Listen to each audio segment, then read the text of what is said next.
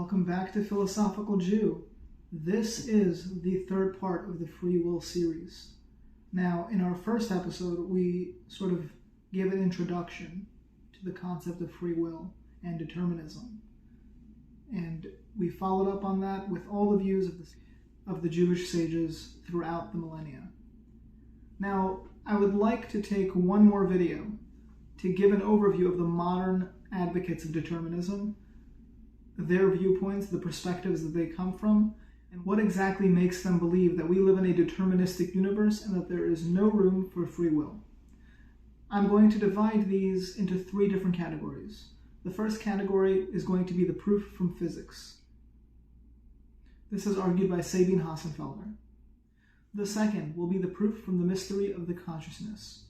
This point is the one argued most by Alex O'Connor and Sam Harris. The third will be the proof from neuroscience and biology. Now, keep in mind that these are not official titles for the views of determinists. These are just the ways that I categorize them to make it easier to understand, and I categorize them the way that I feel best describes where they're coming from. Without further ado, let's begin. So let's start with the proof from physics for determinism. So if you'll think back to Kreskas essentially says that we live in a cause and effect universe, right? If a domino fell, it's because something pushed it. If a lamp fell off a table, it's because something pushed it. It was either wind or something actually physically pushed it. We live in a physical universe. Cause and effect are the reigning rules of our lives and of this universe as a whole. Okay, so clearly this is a view that is easier to be taken by a materialist, by someone who is an atheist, than it is for someone who is a theist. Nevertheless, Kreskas takes this route, but Sabine Hossenfelder essentially argues that she says that we live in this cause and effect world, and you can glean from cause and effect that it must be that our actions are also an effect of many causes, and therefore we have no free will, but our actions were all based on prior causes. They were all determined. So this is the proof from physics for determinism. My thoughts on this are that I don't believe that it's a rebuttal to free will. I think at most it's a different perspective, but I don't see any way that you could rebut free will just from this viewpoint, mainly because it doesn't actually counter freedom of the will, right? If we're talking about the will, remember how I said it's important to remember that we're talking about the will and not just free will and determinism, because if the will is something beyond, it is some sort of part of consciousness that is beyond cause and effect, or at least not as limited by cause and effect as other things are, if the will is truly free in that sense, then this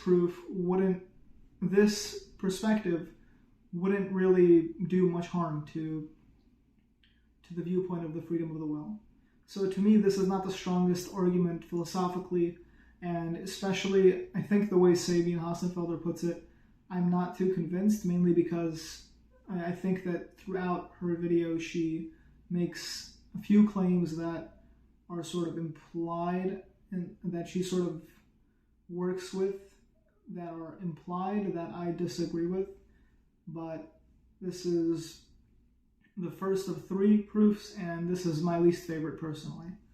Now that we've gotten the proof from physics out of the way, let's move on to the proof from the mysterious of consciousness. Now, this proof is, I'm going to defer to Sam Harris and Alex O'Connor mostly on this proof. I happen to find them the most interesting on this topic, and I also happen to find this position to be the strongest proof for determinism of the three that I'm listing. So this proof was made, I believe, most famous by Arthur Schopenhauer. He pops up in almost every video, advocates for determinism or for a lack of freedom of the will. And this is his most famous line on this topic. Arthur Schopenhauer says, "Man can do what he wills, but he cannot will what he wills." And what Arthur Schopenhauer is getting at here is that we have no idea where our thoughts come from. We cannot control the flow of our consciousness. We can maybe, once it arises, we can sort of guide it somehow, but the thoughts that come into our head, where do they come from? Now, why is this a proof for determinism, you may ask? It's a proof for determinism essentially because it states that if we cannot control the thoughts that come into our head, then we cannot control our desires. And if we cannot control our desires, and if we cannot control those thoughts, then our actions are based on the thoughts that we have, then who's to say we have any control at all? Right? And I think this is a knockout blow to the common notion of the freedom of the will. Essentially, this renders the will moot and our actions inevitable. As Alex O'Connor puts it in his video, if we rewind the clock 1 million years and press play, everything would happen exactly as it did. One more thinker I have to mention that I said I would speak about is Sam Harris on this topic, and I believe he enunciates this point beautifully. And I'll read for you an excerpt from his episode 241 on the concept of free will that should showcase the point of proving determinism from the mysteriousness of the conscious experience. So Sam Harris, in the episode, he asks the audience to, quote, think of a movie. It can be one you've seen or just one you know the name of, right? It doesn't have to be good. It can be bad. Whatever comes to mind, doesn't matter. And pay attention to what this experience is like. A few films have probably come to mind. Just pick one. And pay attention to what the experience of choosing is like. Now, the first thing to notice is that this is as free a choice as you are ever going to make in your life. Right? You are completely free. You have all the films in the world to choose from, and you can pick any one you want. And you can pause this audio and take as long as you want. Now, let's do that again. Right? I want you to become sensitive to this process. So forget the first film and choose another. And again, pay attention to what you actually experience here. What is it like to choose? What is it like to make this completely free choice? You got a new film? Okay. Do it one more time, right? Just clean the slate, think of a few more films, and choose one. Did you see any evidence for free will here? Because if it's not here, it's not anywhere. He then asks the audience to think about, why did you think of the specific film you thought about? Right? To me right now, for some reason, Tarzan came up in my head. I have not seen Tarzan, have not thought about Tarzan in the longest time. I have no idea why Tarzan just came up in my head. Why did Tarzan come to mind? Right? We know about other movies. There's certainly plenty of movies we've seen that didn't come to mind. This is the point Sam Harris is making. Why couldn't we summon other movies? Where was our free will in the movies that did come to mind? This is, of course, a powerful objection to how we view free will. Even the phrase "come to mind" portrays this point of Sam Harris's beautifully, right? Things just come to our mind. Where do we summon them from? Why aren't we in control of what we summon?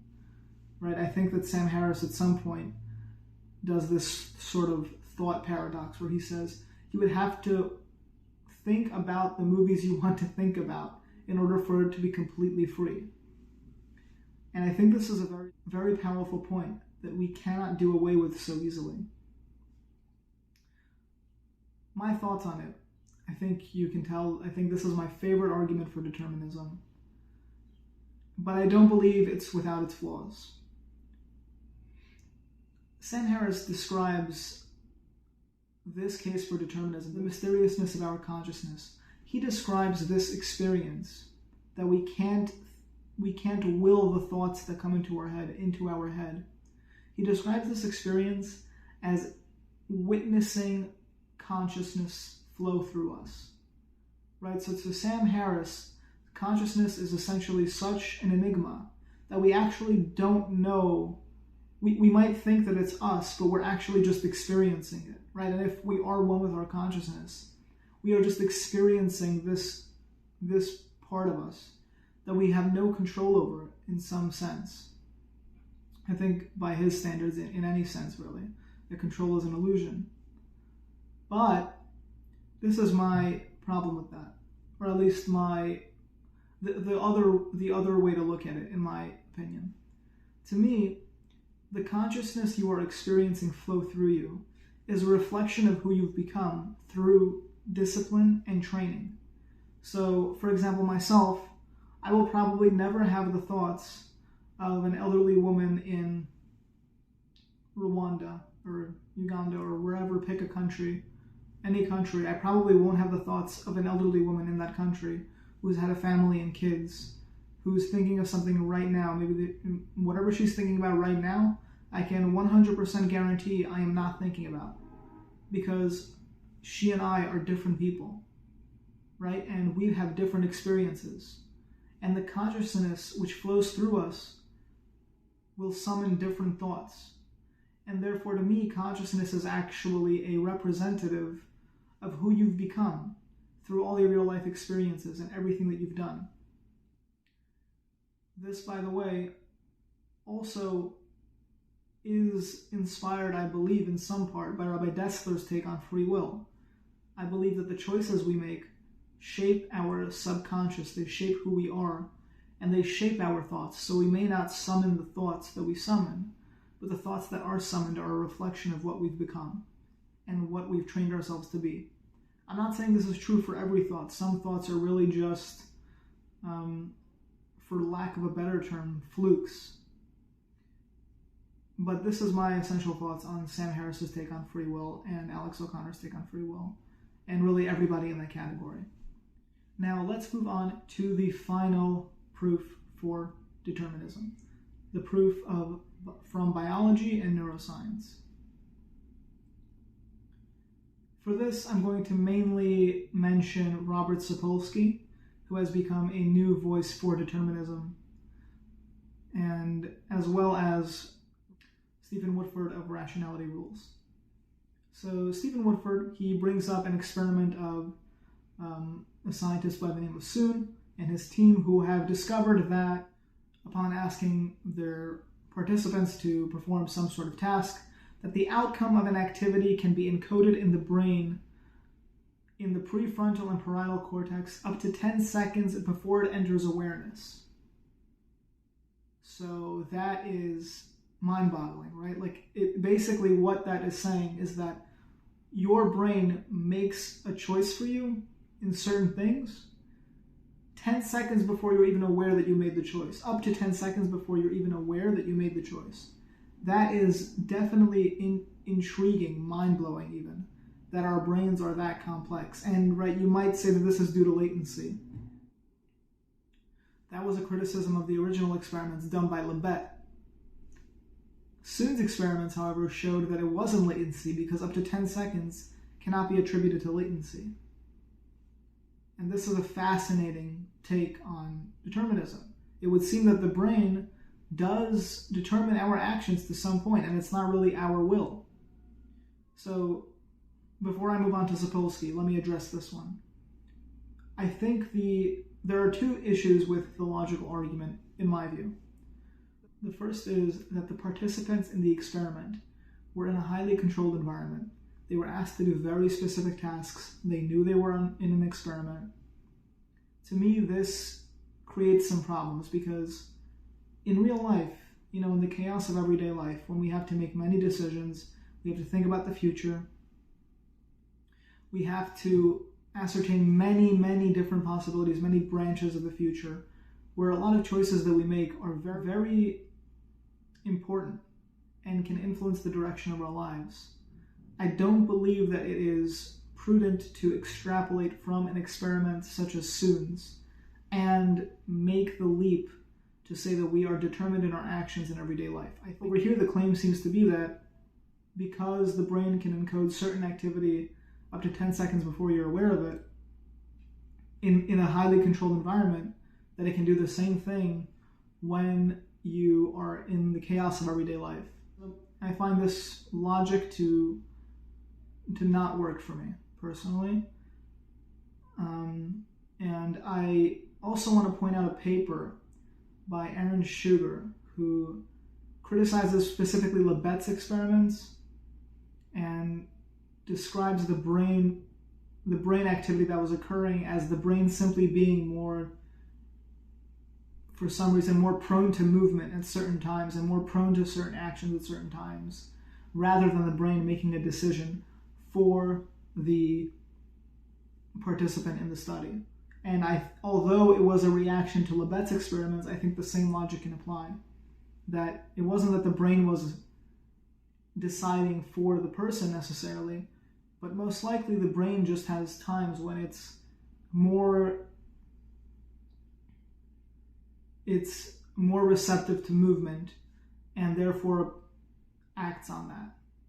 Now, that's a little bit more technical, but I think that it's a fair scientific rebuttal to this specific point. So now let's move on to Robert Sapolsky. Robert Sapolsky is a fascinating speaker and truly brilliant. He has written books like Why Zebras Don't Get Ulcers. He's written the book Determined. And he takes a perspective on determinism. He basically says that we are biologically determined in how we act. To Sapolsky, we're just acting out our biology. He says that he was in a debate with Daniel Dennett, and he said to Daniel Dennett, "Show me someone who has acted independently of all the biological factors they possess, and you have proven free will."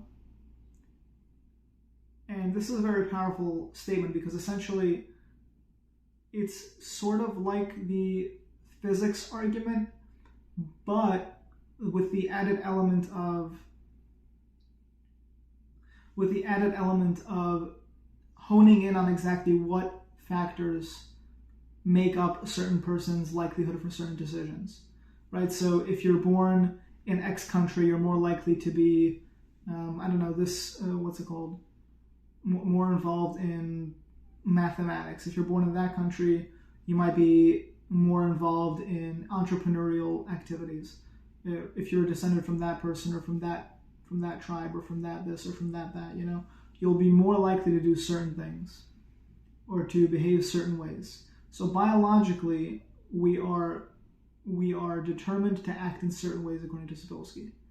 So that's his essential take on why we are determined in the way we are, why we are determined to act the way we are. Now, of course, Sapolsky has much, much more in-depth discussion of his takes on determinism, and they're all very interesting, but I felt like this was the most important one that sort of captured what he said on the topic.